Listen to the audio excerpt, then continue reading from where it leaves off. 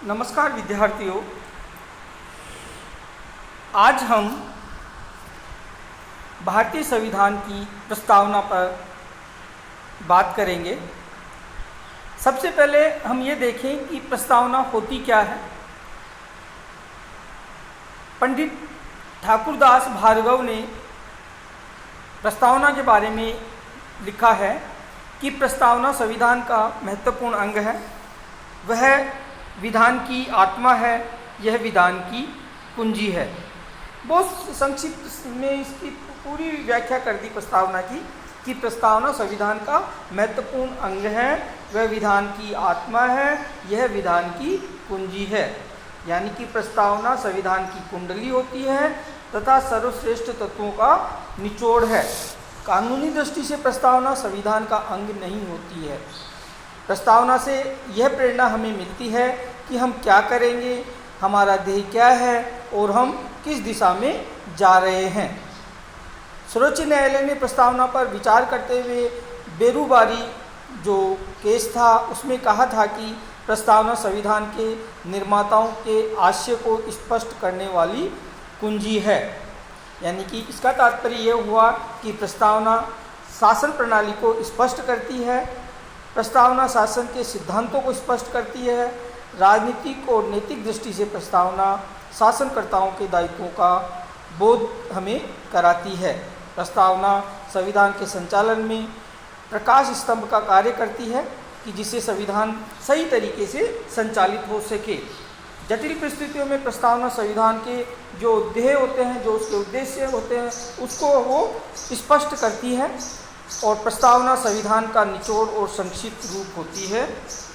तो प्रस्तावना एक तरह से वो संविधान की आत्मा है, संविधान निर्माताओं की जो सोच है या जो हमारा पूरा संविधान है उसका एक तरह से दर्पण हमें बता देती है कि हम आगे इसमें क्या है। संविधान की प्रस्तावना का आधार पंडित जवाहरलाल नेहरू द्वारा प्रस्तुत उद्देश्य प्रस्ताव, जिसे उन्होंने 13 दिसंबर 1946 को संविधान निर्मात्री सभा में प्रस्तुत किया था, उसके आधार पर प्रस्तावना है। इस उद्देश्य प्रस्ताव के जो जनक जो पंडित जवाहरलाल नेहरू थे, अखिल भारतीय कांग्रेस कार्यकारिणी समिति ने अपने नवंबर 1946 के मेरठ अधिवेशन में इस प्रस्ताव पर विस्तार से विचार करते हुए इसे पारित कर दिया था, इसे स्वीकार कर लिया था। अब हम बात करेंगे भारतीय संविधान की प्रस्तावना। अभी तो हमने उसके अर्थ, उसका महत्व, उसकी जो रचना कैसे हुई, पंडित जवाहरलाल नेहरू का जो 13 दिसंबर 1946 का उद्देश्य प्रस्ताव है, उसी की भावनाओं पर देख के हमने संविधान की प्रस्तावना का निर्माण किया है। भारतीय संविधान की प्रस्तावना बहुत ही संक्षिप्त है लेकिन आकर्षक है एवं शब्द चयन की दृष्टि से ये प्रभावशाली है। डॉक्टर सुभाष कश्यप इस संबंध में कहते हैं कि प्रस्तावना का एक एक शब्द एक चित्र है, चित्र जो बोलता है, एक कहानी कहता है तपस्या, त्याग और बलिदान की। कि जो सुभाष कश्यप ने जो कहा सब प्रस्तावना के बारे में बहुत ही सटीक शब्दों में कहा कि प्रस्तावना का एक एक शब्द एक चित्र के समान है और चित्र भी ऐसा जो बोलता है, एक कहानी कहता है। किसकी? राष्ट्रीय आंदोलन में जो हमने तपस्या की, त्याग किया, जो हमने बलिदान दिया, उसकी कहानी हमें कहता है। तो अब हम इस प्रस्तावना को के बारे में बात करेंगे। वैसे प्रत्येक भारतीय को प्रस्तावना को कंठस्थ याद भी होना चाहिए, उसे जानना भी चाहिए हर विद्यार्थी को कि प्रस्तावना क्या है। तो मैं आपको एक बार इसको पूरा पढ़ के बताता हूँ। इसमें लिखा है, हम भारत के लोग भारत को एक संपूर्ण प्रभुत्व संपन्न, एक एक शब्द पे ध्यान देना, हम भारत के लोग भारत को एक संपूर्ण प्रभुत्व संपन्न, समाजवादी, धर्मनिरपेक्ष, लोकतांत्रिक गणराज्य बनाने के लिए तथा उसके समस्त नागरिकों को सामाजिक, आर्थिक और राजनीतिक न्याय, विचार, अभिव्यक्ति, विश्वास, धर्म और उपासना की स्वतंत्रता, प्रतिष्ठा और अवसर की समानता प्राप्त करने के लिए तथा उन सब में व्यक्ति की गरिमा और राष्ट्र की एकता तथा अखंडता सुनिश्चित करने वाली बंधुता बढ़ाने के लिए दृढ़ संकल्प होकर अपनी इस संविधान सभा में आज तारीख 26 नवंबर 1949 ईस्वी को मिति मार्गशीर्ष शुक्ल सप्तमी संवत 2006 विक्रमी को एतद द्वारा इस संविधान को अंगीकृत, अधिनियमित और आत्मार्पित करते हैं। देखो कितना बड़ा अच्छी चीज़ कही है, हम भारत के लोग, और फिर लास्ट में तो एतद द्वारा इस संविधान को अंगीकृत, अधिनियमित और आत्मार्पित करते हैं। बहुत ही सुंदर प्रस्तावना है। 42वें संविधान संशोधन 1976 के बाद इसमें समाजवादी, धर्मनिरपेक्षता तथा अखंडता शब्द जोड़े गए जो पहले नहीं थे। याद रखना है, 2 नंबर का क्वेश्चन पूछ लिया जाता है कि प्रस्तावना में 1942वें संविधान संशोधन में कौन से शब्द जोड़े गए थे। समाजवादी, धर्मनिरपेक्ष तथा अखंडता शब्द को जोड़ा गया। अब हम इनकी जो अपने प्रस्तावना पढ़ी उसकी और डिटेल में इसको समझते हैं। संविधान का स्रोत जनता है, हम भारत के लोग संविधान को अंगीकृत, अधिनियमित और आत्मार्पित करते हैं। यानी संविधान के द्वारा अंतिम प्रभुसत्ता भारतीय जनता में निहित होगी। संविधान निर्माता भारतीय जनता के प्रतिनिधि हैं तथा भारतीय संविधान भारतीय जनता की इच्छा का परिणाम है और भारतीय जनता ने ही इसे राष्ट्र को समर्पित किया है। ये संविधान का स्रोत क्या हो गया? जनता की, हमने ही इसे बनाया है, हम ही इसे स्वीकार करते हैं और वो हम ही इसे पूरी जनता को समर्पित करते हैं। दूसरा, शासन के देहों की जो घोषणा कि शासन का उद्देश्य क्या होगा उसकी पूरी घोषणा है इसमें, कि उन्होंने बताया कि शासन कैसा होगा, संपूर्ण प्रभु संपन्न लोकतंत्रात्मक समाजवादी धर्मनिरपेक्ष लोकतंत्रात्मक गणराज्य के साथ साथ नागरिकों को सामाजिक, आर्थिक, राजनीतिक विचार, अभिव्यक्ति, धर्म और उपासना की स्वतंत्रता, प्रतिष्ठा और अवसर की समानता, ये सारे ध्येय उसमें बता दिए गए। दूसरी बात आती है संपूर्ण प्रभुत्व संपन्न, कि भारत आंतरिक और बाह्य दोनों दृष्टियों से भारत किसी विदेशी सत्ता के अधीन नहीं है। भारत अंतर्राष्ट्रीय क्षेत्र में अपनी इच्छानुसार आचरण कर सकता है। वह किसी भी अंतर्राष्ट्रीय समझौतों या संधि को मानने के लिए बाध्य नहीं होगा। यानी कि हम अब संपूर्ण प्रभुत्व संपन्न हैं। हम आंतरिक और बाह्य दोनों दृष्टि से किसी भी विदेशी ताकत के अधीन नहीं हैं। हमारी स्वतंत्र विदेश नीति होगी, हमारा खुद का शासन व्यवस्था होगा। तीसरी चीज़, लोकतंत्रात्मक संविधान, कि जो हमारा संविधान है वो लोकतांत्रिक होगा, न यहाँ संवैधानिक राजतंत्र होगा, न पहले की तरह राजाओं महाराजाओं का शासन होगा। यहाँ जनता के द्वारा निर्वाचित प्रतिनिधियों के द्वारा शासन चलाया जाएगा, जो निश्चित अंतराल के बाद जनता के द्वारा चुने जाएंगे। पांचवी बात, गणराज्य, कि भारत एक गणराज्य होगा, कि राज्य का जो प्रमुख है वो जनता द्वारा प्रत्यक्ष या अप्रत्यक्ष रूप से निर्वाचित होगा। वंश परंपरा के आधार पर मनोनीत व्यक्ति या नामजद व्यक्ति नहीं होगा, जैसे राजतंत्र में होता है।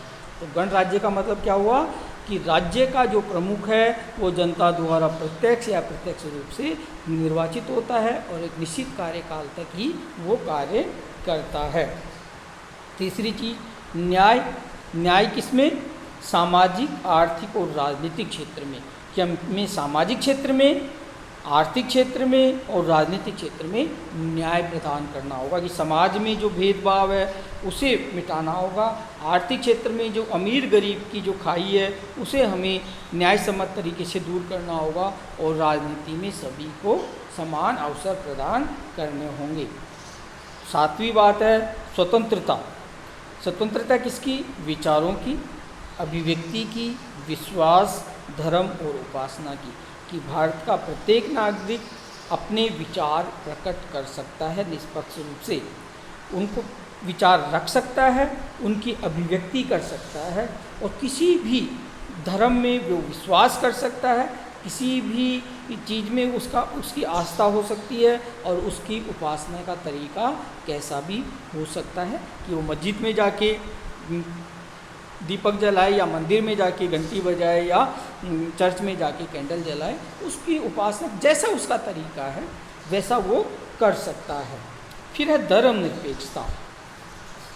धर्मनिरपेक्षता जो 42वें संविधान संशोधन से जोड़ी गई, इसका मतलब है कि भारत का अपना, राज्य का अपना कोई धर्म नहीं होगा। राज्य धर्म के आधार पर कोई भी भेदभाव नहीं करेगा, धर्म के आधार पर किसी विशेष धर्म को न प्रोत्साहित करेगा न किसी को हतोत्साहित करेगा। यानी कि धर्म के मामले में राज्य निरपेक्ष होगा। नवी बात है समता। समता कैसी? प्रतिष्ठा और अवसर की, कि प्रत्येक व्यक्ति को अपनी योग्यता के अनुसार उसको अवसर दिया जाएगा, उसकी प्रतिष्ठा अपना बनाने का उसे अवसर प्रदान किया जाएगा। और 10वीं बात है राष्ट्रीय एकता, कि व्यक्ति की प्रतिष्ठा और बंधुता, कि व्यक्ति प्रतिष्ठा को बनाए रखने के लिए और बंधुता को बनाए रखने के लिए कार्य करेगा। यानी कि अखंड भारत के निर्माण में वो सहयोग देगा, इससे राष्ट्रीय एकता बनी रहे, कि राष्ट्र के विरुद्ध वो कोई कार्य नहीं करेगा। और समाजवाद। समाजवाद का मतलब ये हुआ कि भारत न पूंजीवादी होगा, भारत एक लोक कल्याणकारी राज्य होगा, समाज के कल्याण के लिए राज्य को कार्य करना होगा और समाज के प्रत्येक वर्ग, विशेष तौर से कमज़ोर वर्गों को ऊपर उठाने के लिए उसे प्रयास करने होंगे। तो ये हमने संविधान की प्रस्तावना की बात की कि संविधान का स्रोत जनता है, शासन के उद्देश्य की घोषणा की गई है, संपूर्ण प्रभुत्व संपन्न भारत रहेगा, लोकतंत्रात्मक संविधान है हमारा, गणराज्य है, न्याय है, स्वतंत्रता है, धर्मनिरपेक्षता है, समता है, राष्ट्रीय एकता और समाजवाद। अब बात आती है कि प्रस्तावना को संविधान की आत्मा क्यों कहा जाता है। कि प्रस्तावना संविधान की प्रेरणा और प्राण है, नूतन भावनाओं एवं संकल्पनाओं का इससे हमें बोध होता है। प्रस्तावना में चित्रित है कि संविधान, जो हमने संविधान का जो निर्माण किया है, जो हमने स्वतंत्रता आंदोलन में जो संघर्ष करके जो कल्पना की थी, वो कल्पना का भारत हम इसमें बनाने जा रहे हैं। प्रस्तावना पर किसी एक वाद या एक विचारधारा का प्रभाव नहीं है। भारतीय क्रांति की जो सूत्रधार है वो प्रस्तावना ही है कि भारत में किस तरह से सामाजिक क्षेत्र में, आर्थिक क्षेत्र में किस तरह से हम, या कहें लोकतांत्रिक क्षेत्र में हम कैसे प्रगति करेंगे, ये हमें प्रस्तावना से मिलता है। तो प्रस्तावना में चित्रित है हमारे भावी भारत का स्वरूप, कि हमारा भावी भारत कैसा होगा उसके बारे में इसमें बताया गया है। आगे प्रस्तावना का आलोचनात्मक मूल्यांकन, कि प्रस्तावना के शब्द बहुत ही अधिक पवित्र होते हुए भी उन्हें न्याय योग्य स्थिति प्राप्त नहीं है। कि प्रस्तावना का कोई अगर राज्य उसका पालन नहीं करे तो हम किसी न्यायालय में नहीं जा सकते। लेकिन न्यायमूर्ति गजेंद्र गढ़कर ने कहा था कि प्रस्तावना अपने आप में न तो शासक की शक्ति का एक स्रोत होती है, न ही शासन को किसी शक्ति से वंचित करने का साधन होती है। जहाँ संविधानों के शब्दों में अस्पष्टता होती है, वहाँ उनकी व्याख्या के लिए प्रस्तावना का आश्रय लिया जाता है। न्यायाधीश सुब्बाराव ने प्रस्तावना के बारे में कहा था कि प्रस्तावना संविधान के आदर्शों व आकांक्षाओं को बताती है।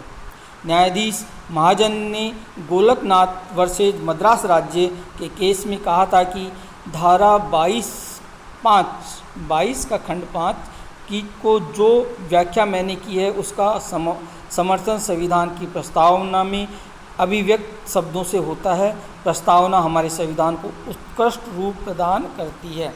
कहने का तात्पर्य ये है कि हमारा जो संविधान है उसको व्यवहारिक रूप लाने के लिए, उसे एक आदर्श, एक सच्चा लोकतंत्र बनाने के लिए हमें प्रस्तावना का सहारा लेना आवश्यक है। ये हमें स्पष्ट कर देती है कि हमें क्या करना है। तो ये हमने प्रस्तावना के बारे में आपसे चर्चा की। अगली क्लास में हम बात करेंगे भारतीय संविधान की विशेषताओं की।